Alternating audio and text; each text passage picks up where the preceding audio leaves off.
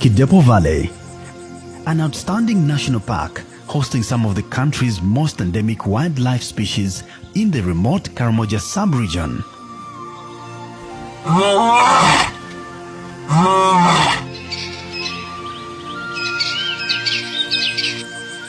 A habitat to the African big game flightless birds and fastest land mammal, the cheetah. Its lifeline lies at the mercy of two dry rivers gliding through the savanna.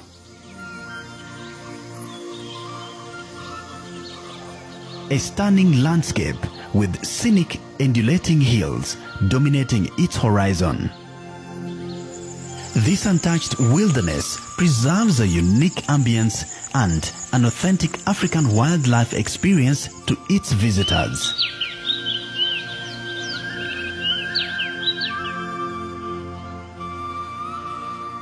This is Kidepo Valley National Park, Uganda's depiction of a true African wilderness.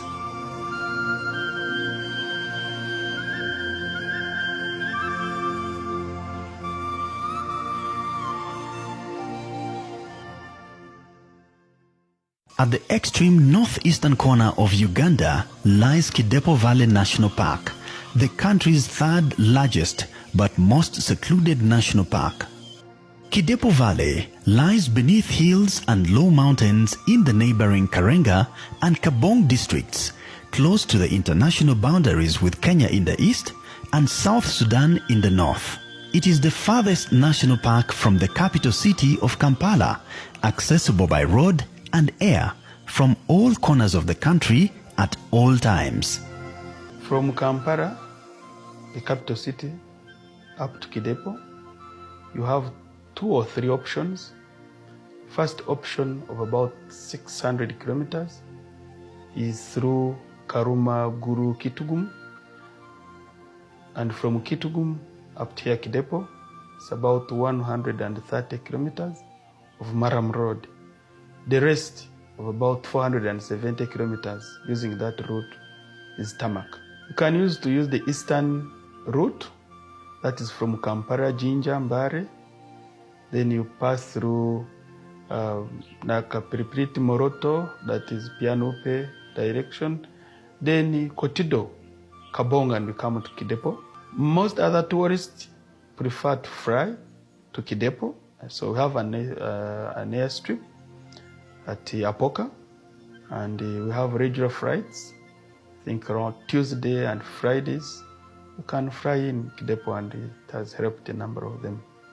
Planes do bring clients from different parts of the world. They fly in after Entebbe, then they fly in Kidepo here. By 1958, it was gazetted as a Northern Karamoja controlled hunting area, and in 1962, it was converted into a national park, protecting the African Big Five game that existed during that time. Wild animals are the ultimate tourist attractions anywhere in Uganda's national parks. But in Kidepo Valley, the attractions stretch far beyond the animals. One of the unique and most unique thing that the visitors come for is to have a look at the beautiful scenery with stunning mountains. We have got the hill called Lomech. It has got 3 peaks. When someone climbs over there, he is able to have a look at the scenery from one peak to the other. Then we have got the Napore Ranges. They also contribute to the beauty of the park. Morungore Mountain is one of our biggest water sources that support the conservation area, particularly the Kidepo Valley part. That's where, when it rains, most of the water that we have that get stagnant in some parts of the park that serves the animals generally come from. So it's our good water catchment area. This valley is a fortress of the biggest population of African Cape buffaloes in all Uganda's national parks. It's only here in Kidepo where you'll find a herd of buffalo, which is in 2,000, 1,500, where you can drive a kilometer along the herd. And in Africa, you'll not find it anywhere else. In fact, many times Kidepo Valley National Park has been voted among the best African parks. These herds are common sightings traversing along riverbanks in search of fresh grass and water in the wet Narus Valley. Dry rivers in Kidepo offer precious shelter to the Daga boys, while the rest of the herds pitch camp under the shadows of sausage trees. The Borasus palm trees, red thorn acacia, and the iconic sausage trees are delicacies for giants and lofty browsers, and common in this valley. During the dry season, large families of elephants gather at Nagusokopire campsite to enjoy some shelter under these acacia trees. It's a scorching afternoon, and these giants are rushing in to identify suitable spots for their members, especially the young ones. The calves will spend much of the afternoon resting, while the rest of the members feed in open grasslands close enough for their maximum protection. This will enable them regain some energy before embarking on longer journeys in search of water. Kidepo is an expansive valley covering 1,442 square kilometers with a quick and unique impression of its wilderness to the visitors. Kidepo is known as the true wilderness place that you can find in Uganda. Pure savanna grassland, pure savanna woodland.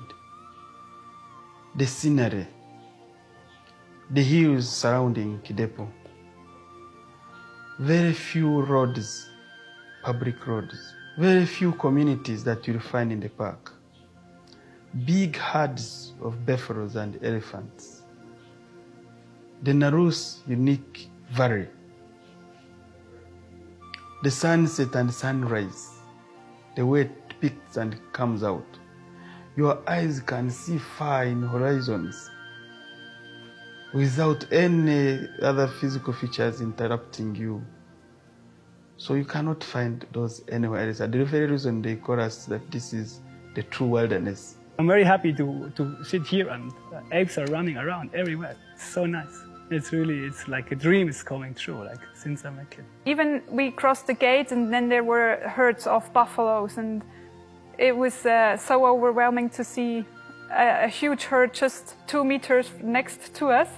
It's just so peaceful. You cannot imagine. We have many cows, not buffaloes, but big herds. But it's not the same because they're all domesticated. So we are not used to seeing wildlife or nature in its purity that you expect from Africa. And yeah, when you see it, it's nothing you can imagine. Kidepo Valley National Park is known for its unique crocodile species. They are very, very short, very small. We have different species of different birds which cannot be got in other parks. They are here. Those are birds which makes Kidepo to be special. For example, black-breasted barbet we have here in Kidepo. We have a rosering parakeet which can be got in Kidepo, and Karamaja apalis, and so forth.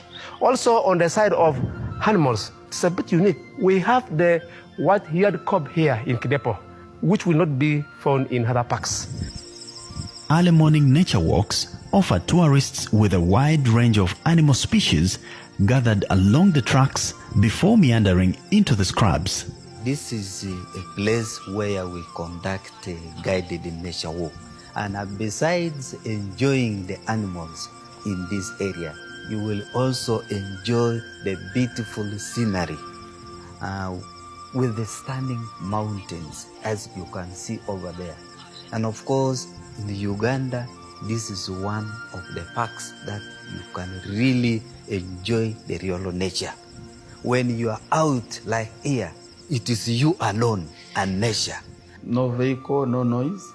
So you have chances of seeing small mammals, even seeing a snake, even seeing a leopard that otherwise would be hidden. So we believe the nature walks are aimed at increasing those chances, and largely like birding is done through that arrangement. We walk in the wild with them, amid these animals, to see or have that experience of walking in between the wild animals. To maintain the status of a true wilderness, limited tracks were opened for game drives, but still offering stunning views of wild beauty well worth discovering. We take people out here in the wild to see the key species and even to enjoy the scenery of the park. Everything was so nice, the amount of animals we saw. Also the way they watch out for each other. That was even the buffaloes and the zebras. The zebras, I also like them. So many different animals stay in different groups, but they all together. They don't fight. They just grazing and chilling and walking around. It was really mind blowing. The first time we see. Kidepo Valley National Park is dissected by several dry rivers in both Kidepo and Narus valleys. The Narus Valley in the south is about a quarter of the park, despite hosting the majority of wild animals in Kidepo. Most of the water dependents prefer being in Narus, although they visit Kidepo Valley during a rainy season. That's the time when water availability is. The dry spell takes about 5 to 5.5 months, and you find that the whole area, the whole grass has changed from green to golden. And of course, animals during this time move closer to water points, and the most renowned one is Narus. Narus is blessed with having water from January to January. You've just been crossing a bridge down here. That small water you see flowing, I call water in intermittent points. This water does not dry, so it holds the biggest number of animals. You find elephants, find giraffes, you find buffaloes, zebras. You can also find cats laying ambushes at the water point because they know that is the only water point where the animals can come and take water from. The valley is home to Narus River, the park's lifeline and the only permanent water source throughout the year. Rothschild giraffes are the tallest mammals in this valley and one of the key species under 24-hour surveillance. By 1996, giraffes in Kidepo were on the brink of extinction due to poaching and other illegal wildlife activities, and this called for immediate intervention from the wildlife body. After realizing that decline, we now embarked on translocation. That in 1996, there were 3 giraffes that remained here, and these were for indigenous group. So what management did was to move and translocate a few from Kenya, from the Masai Mara, and they were brought. These ones came and reinforced the 3 which were here. Then in 2014, after, of course, we were not happy about the numbers, what we did was also to guide and advise management for more giraffes to be brought in, such that by 2018, there were some giraffes that were brought here, 14 individuals. The population was coming. You can imagine from 5. By 2014, we had 46 giraffes remaining here. 2018, we engaged a translocation from Para. We brought 14 individuals. And right now, as we are speaking, we're happy of the numbers. The numbers are coming. We are close to 100 individuals. And these giraffes are now under key species. They call them keystone species. We monitor them on a daily basis. We have labeled them with the names. We have a file of IDs. When you are moving in the field, you're able to then identify and say, this is so and so, this is so and so. Their growth has been attributed to the quick adaptation to the varied savanna vegetation coupled with abundant acacia and thorny shrubs found in the valley. A number of conservation activities have been conducted inside the park to ensure safety of the animals and the continuity of its flora and fauna. We do early burning in the park, and this early burning is done in rotational process. There are established plots along the blocks that we do rotationally. The purpose of doing this early burning is to provide large quarters to the animals, open up habitats, for example, for tourists to have clear views. So, and the other one is to reduce their movement outside the park. Then number two is habitats monitoring. Already we have a threat in Kidepo called invasive. This activity is under research and monitoring. We discovered about 10 years ago that the park was being eaten by two plants. That is the Arizonia abyssinica in Narus. Then we have the dicrostatics in Kidepo Valley. These activities have also aided the revival of eland figures, which had declined by 2004, still by poaching. At one point we remained with like 8. We kept on studying their movement, their population increase, and we were finding that the recruitment was also not doing very well. So we also embarked on translocation and we brought 11 elands from Lake Mburu in 2005. They were in an enclosure. The purpose of putting them in the enclosure was to monitor, to get them acclimatized to the Kidepo habitats and the situation. So after a few period of time, they were released to the wild, and all these went and mixed with the indigenous. And as we're talking now, we have got about 150 to 200 elands soaring here in the park. Most of the habitats in Narus Valley. Jackson's heartbeats are common species in this valley, preferably in open grassland, short enough to scan for any threat. This group spends much of the day grazing, while the rest are on guard on these anthill tops. This is common practice in the Jackson heartbeat's DNA, and any threat is enough to entice their running skills, braking and turning at sharp speed. But today, they are only exercising. The paters are the common monkeys at the lower Apoka Drive, normally feeding on plentiful ground fruits and stems. When food is scarce, spiders are added onto their menu, and to get one, this youngster has to bear the discomfort of sharp thorny acacias.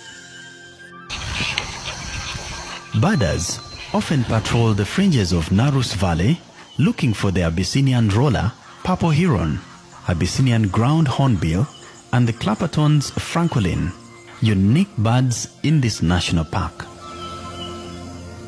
Some mammals have created an intimate leverage with the birds, scratching each other's backs and sometimes seeking guidance and safety directions to the nearest water point during the dry season. Kidepo Valley in the north is a semi-arid savanna enduring the longest dry spells of up to 7 months every year.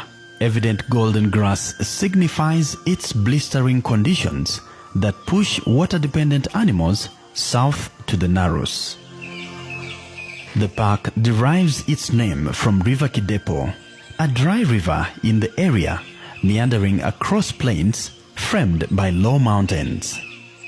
During parched season, this river slumbers and sneers with white sand dunes till the next rains come, and when they come, it pours its water into River Nile in South Sudan. It's only in this valley in Uganda where bird enthusiasts encounter the majesty of the common ostrich, and this group is just returning from exile due to the wildfires that befell their fortress. Encouraged by maternal instincts, they search around the entire area hoping to find their eggs in the ashes on the ground, but all in vain.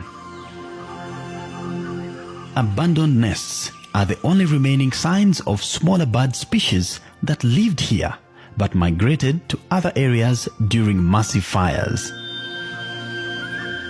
This female dove is one of the first returnees, and it won't be too long before others follow suit to begin a new life in this unrealistic valley. Wildfires are common hazards in Kidepo Valley, usually originating from South Sudan. These fires have sometimes imposed adverse effects to both the resident animals and the neighboring communities. We estimate about 50 to 70% of our wildlife either permanently staying outside the gazetted areas or moves 70% of their time into ungazetted areas. And this is community land, where sometimes you find gardens. And wherever they move, they raid crops. It's unfortunate that the cultivation does not yield the fruits because of the wildlife animals such as buffaloes and elephants.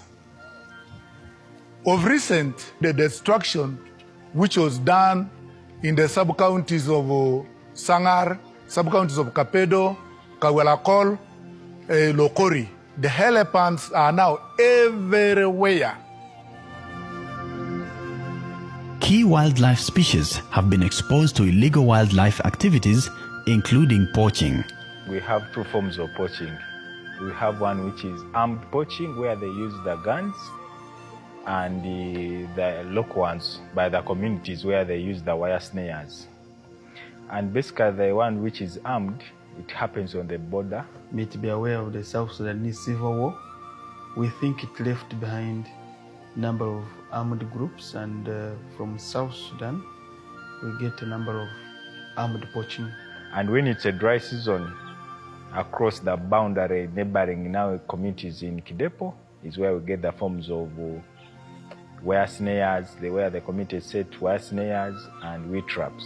Unfortunately, sometimes those traps, the wheel traps, the snares, end up getting some of the species that may not be target poachers, like lions, leopards, or hyenas. Several mechanisms have, however, been devised to control the situation. We do send out teams called mobile teams. These are teams which throughout the week, throughout the month, they're in the field patrolling, checking the points which are really vulnerable to poaching. And we have also a vehicle which is on standby.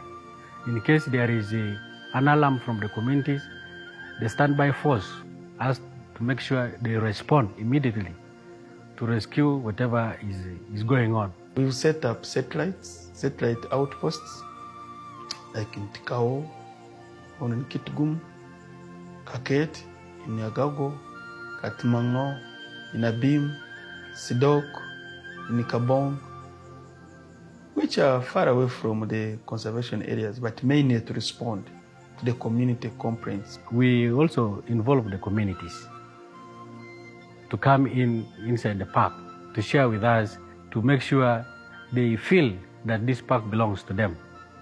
We handle human-wildlife conflicts. Human-wildlife conflict is one of the activities that when these animals stray out from the park, they go and do a lot of damage in the community land by crop raids. Everything is being done to support other initiatives to ensure that we reduce human-wildlife conflict, like recruitment of scouts. We shared that we have about 400 scouts that are distributed across the 6 districts, mainly to support Uganda Wildlife Authority. This part of the park is surrounded by communities that keep wanting to encroach on the park for cultivation and other transgressions. We have a place like Crow where there's gold. In the rainy season, there's a lot of where communities from Kabong and Karenga district invade the park for gold mining. It's one of the biggest threats during the rainy season. Another one is encroachment along the boundary where the communities tend to invade it illegally. But the biggest one is what is happening in the region, the cattle riding. These communities, both from Uganda and South Sudan, they use the park as their movement corridor. Recurring land disputes between the park and its neighboring communities have also existed for years and have consequently retarded its expansion programs.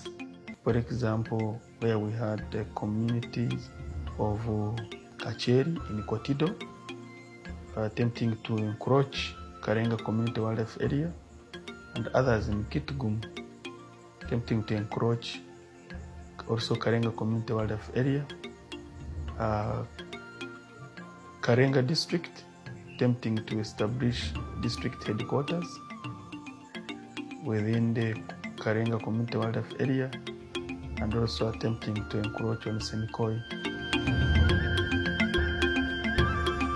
This part of the country had been torn apart by tribal conflicts within the communities, political instabilities from South Sudan, and cattle rustling through its porous borders.